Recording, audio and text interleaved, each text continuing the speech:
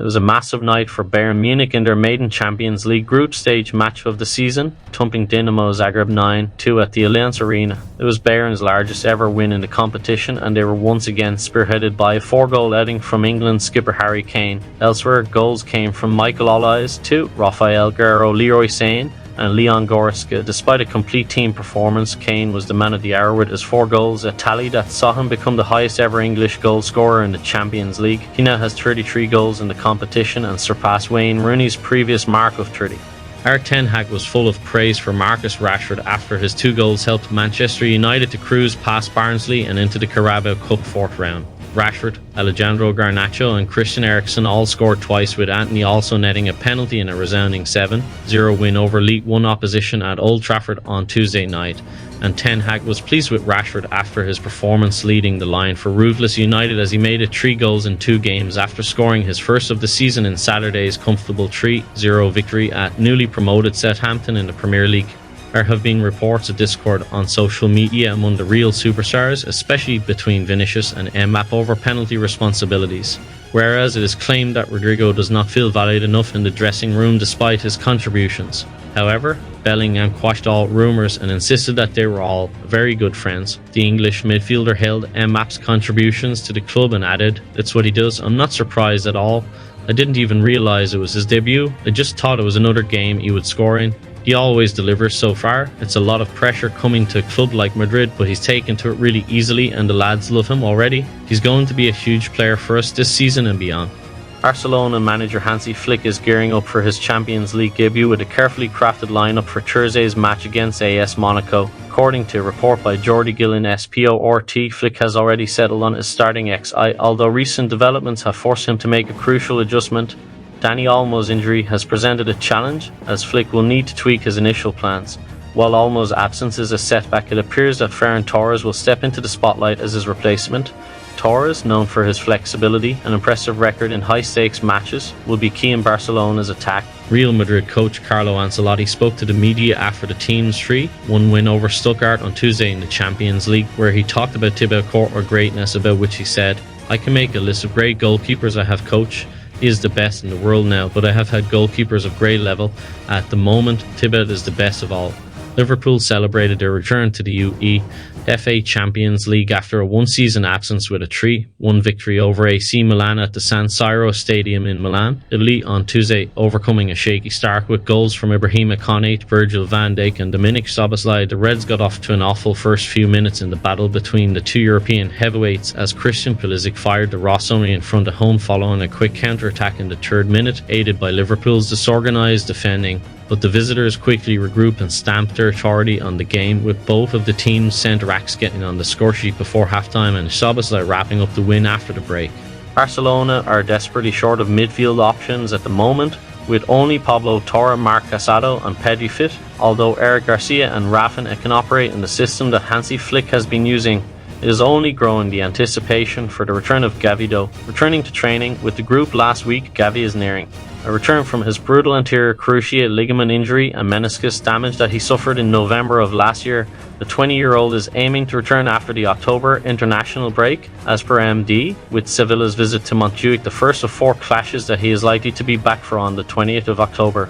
Cristiano Ronaldo has told Al Nassr to appoint a legendary manager that he previously won the Champions League with as the club's next dugout chief, according to reports. The Saudi Pro League side are again searching for a new head coach after parting company with Luis Castro just 14 months into his tenure at the club. Ronaldo's word carries a lot of weight in the Middle East football revolution, and he has advised Al Nassr to appoint French football legend Zinedine Zidane into the vacant coaching role, as reported by The Sun. The 39-year-old has told club chiefs that Zidane would be the perfect fit to help the club achieve their title ambitions, with the club 7th in the Saudi Pro League table after just 3 matches. Endrick made history as the youngest Real Madrid player to score in the UEFA Champions League during their 3-1 victory over Stuttgart. At just 18 years, 1 month and 27 days, Endrick broke Raul's long-standing record, 18 years, 3 months and 21 days, with a composed injury time strike that sealed Madrid's dominant win in their 2024-25 UCL opener. Coming on as a late substitute, Endrick took full advantage of his limited minutes. He produced a neat finish to completely bamboozle Alexander Nubel in goal, marking his 2nd goal for the club since joining in the summer. Referee Chris Kavanagh told Declan Rice he did not like the rule he was obliged to follow, as he had no choice other than to send off the Arsenal midfielder in last month's one draw with Brighton at Emirates Stadium. I don't like it, Kavanagh told Rice before he added, "Dec, you need to go, I'm afraid." Referees Chief Howard Webb insisted referee Kavanagh made the right choice, with players told they would be booked for kicking the ball away. Aston Villa are up and running in the Champions League after a 3-0 victory over Swiss club Young Boys pointed to a bright future in Europe's elite competition, but did so by paying respects to a glorious past. Goals from Yuri Tielemans, Jacob Ramsey and Amadou Onana, and 2 more disallowed strikes from Ollie Watkins and firestrider Jay Onduran were a perfect tribute to Gary Shaw, the claret and blue legend who passed away earlier this week. Rodri sees his Ballon d'Or nomination as a victory in itself, highlighting the newfound appreciation for defensive roles in football. Fresh from another superb season with club and country, even if his 475-day unbeaten streak with Manchester City finally came to an end, Rodri is gearing up for another tilt at the UEFA Champions League as his side seek to reclaim the title they won in 2023. Manchester City star Rodri says it's already a victory that he is being touted as a potential Ballon d'Or winner, as he revelled in gaining recognition as a defensive midfielder. AS Roma has sacked head coach Daniel Rossi after the club went winless in their first 4 league matches of the season, the Serie. A side said on Wednesday, Rossi, who spent nearly 2 decades at Roma as a player, took over as head coach in January after Jose Mourinho was fired. He signed a contract extension until 2027 in June. Daniel Rossi has been relieved of his duties as head coach of the first team. Roma said in a statement, "The club's decision is made in the best interests of the team to get back on the desired path as soon as possible at a time when the season is still in its early stages." Although the 2024 summer transfer window has closed, FC Barcelona still need to improve their financial conditions to be able to sign more players in the coming windows, or even to retain some of their current players. In this regard, one of the events that the Blaugrana fans have been waiting for quite some time is the conclusion of a new deal between Barcelona and Nike, which would provide a significant boost to the club's finances. A meeting between the sportswear company and Barcelona took place on Tuesday, with Albert Barnet, Nike's marketing director for Southern Europe, leading a delegation to the club's offices. For now, Barcelona are looking to close this deal before the end of the year, thus the months of October and November are crucial for the club, especially as this renewal can take the club back to the one status in the upcoming winter transfer window. A Liverpool fan who tragically died in Italy has been named as Philip Joseph Dooley. Philip was killed after being struck by a vehicle in the city of Bergamo, northeast of Milan, in the early hours of Tuesday, September 17. Merseyside police confirmed they are assisting Italian authorities and have informed Philip's next of kin. 2 witnesses to the incident are also cooperating with the investigation being led by Italian police.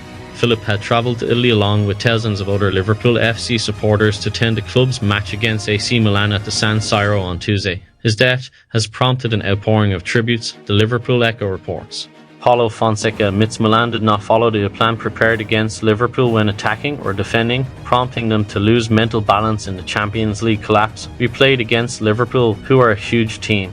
We started well both attacking and defending, but then we conceded 2 goals from set plays that changed the game," Fonseca told Sky Sport Italia. "We lost our mental balance because when the team lacks confidence, we develop problems and don't do what we prepared in training. I told the players, you cannot make those mistakes in this kind of game. At the same time, I have to admit Liverpool are more of a team right now than we are. We need to keep working to have not 20 good minutes, but 70, 80, 90 minutes playing our football. After we conceded the second goal, the team stopped playing and it becomes difficult after that."